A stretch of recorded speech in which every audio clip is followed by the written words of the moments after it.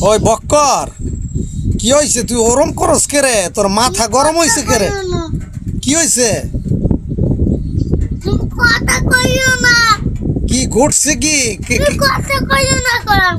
কি হয়েছে? আমারে ক ভাই, আমারে ক। না, তুমি কথা কইও না। মাথাটা একটু সোজা কর, খাড়া কর। হুন হুন, এদিক ফের। না, কি হয়েছে তুমি কথা কইও না। এখন? ক, আমি হুনি। কি ঘটছে কি এটা ক আমারে।